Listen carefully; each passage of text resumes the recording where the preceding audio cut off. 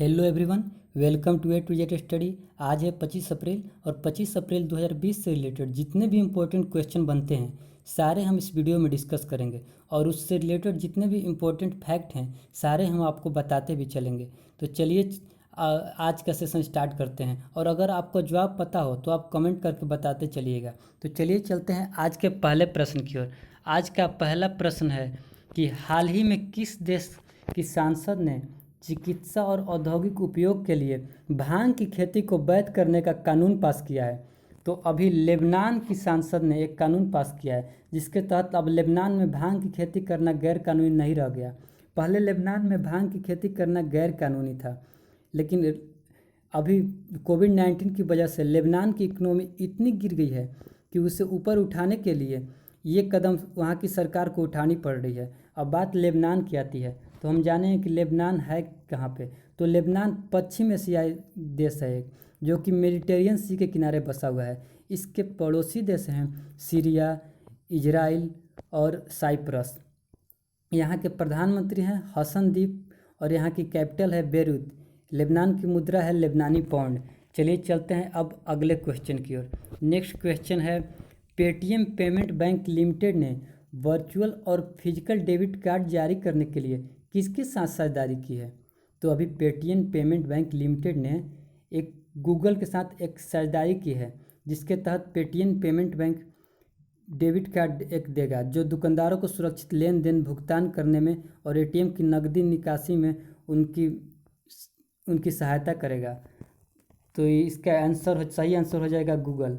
अब Paytm payment bank limited आया है तो हम जाने हैं कि पेटीएम पेमेंट बैंक लिमिटेड के सीईओ कौन है। तो वर्तमान में इसके सीईओ हैं सतीश कुमार गुप्ता और इसका मुख्यालय है उत्तर प्रदेश के नोएडा में।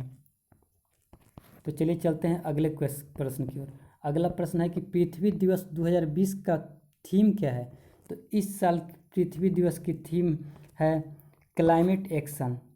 पृथ्वी दिवस हर साल 22 अप्रैल को मनाया जाता है और ये मनाता कौन है। तो ये यूएन के द्वारा मनाया जाता है, यूनाइटेड नेशन के द्वारा। इस साल जो पृथ्वी दिवस मनाया जा रहा है ये पृथ्वी दिवस का 50वां सेशन है।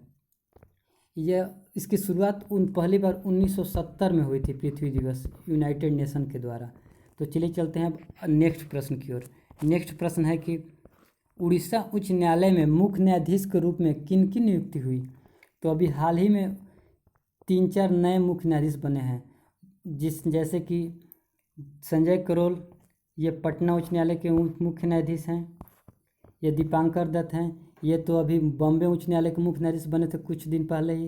ये विश्वनाथ सोमदर, ये अभी कुछ दिन पहले ही मेघालय उच्च न्यायालय के मुख्य न्यायाधीश बने थे। तो इस प्रश्न का सही उत्तर हो जाएगा मोहम्मद रफ़ीक। मोहम्मद रफ़ीक अभी उड़ीसा उच्च न्यायालय के मुख्य न्यायाधीश बने हैं। चलिए चलते हैं अगले प्रश्न की ओर। उससे पहले हम ये पिक्चर देख लेते हैं, इस पिक्चर से आपको क्लियर हो जाएगा। ये पिक्चर में ये जो दिख रहे हैं जस्टिस मोहम्मद रफ़ीक हैं, ये अभी उड़ीसा उच्च न्यायालय के मुख्य न्यायाधीश हैं। और ये जो बीच में दिख रहे हैं ये हैं मुख्य न्यायाधीश मेघालय के जस्टिस सोमदर, और ये जस्टिस दत्ता जी हैं, ये अभी बॉम्बे उच्च न्यायालय के मुख्य न्यायाधीश हैं। चलिए चलते हैं अगले प्रश्न की ओर। यहाँ पर अगला प्रश्न है कि राष्ट्रपति रामनाथ कोविंद के नए सचिव कौन बने हैं।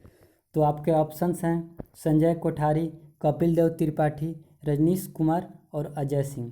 तो अभी हाल ही में राष्ट्रपति रामनाथ कोविंद के नए सचिव कपिल देव त्रिपाठी बने हैं। इससे पहले कौन थे। तो इससे पहले संजय कोठारी थे, लेकिन इनका कार्यकाल समाप्त हो गया है तो अब कपिल देव त्रिपाठी बने हैं रामनाथ कोविंद राष्ट्रपति जी के नए सचिव।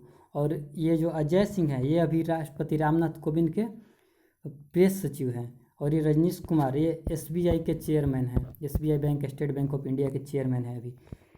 ये पिक्चर में देख लीजिए, ये हैं कपिल देव त्रिपाठी। ये 1980 बैच के आसाम मेघालय कैडर के सेवानिवृत्त आईएएस अधिकारी हैं।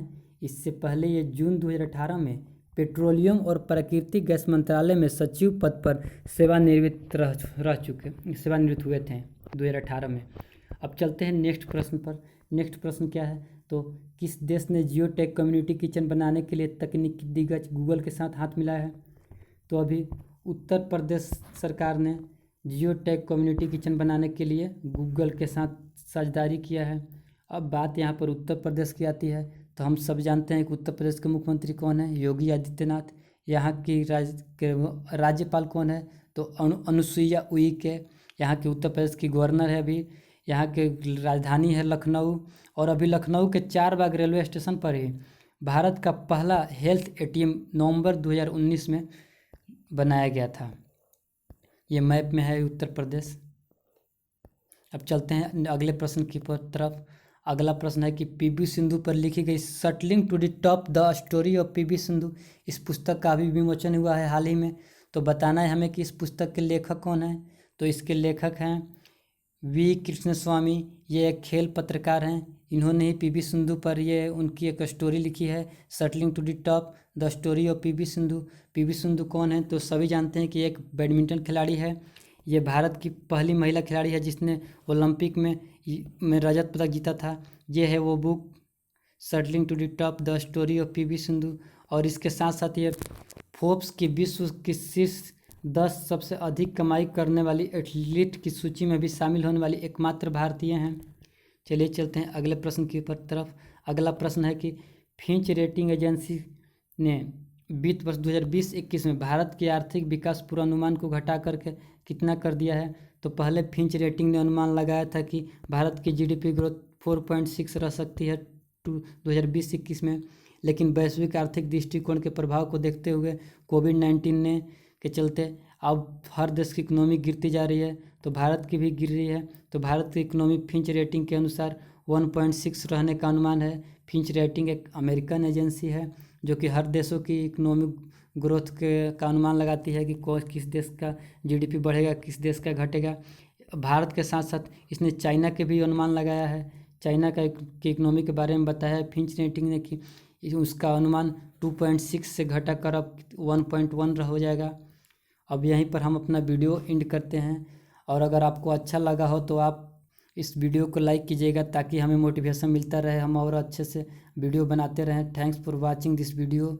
और कल सुबह में भी आपका 6 बजे से पहले तक करेंट अफेयर का वीडियो आ जाएगा। अब डेली बेसिस पर करेंट अफेयर की वीडियो आते रहेंगे। So take care, see you, bye bye, thanks for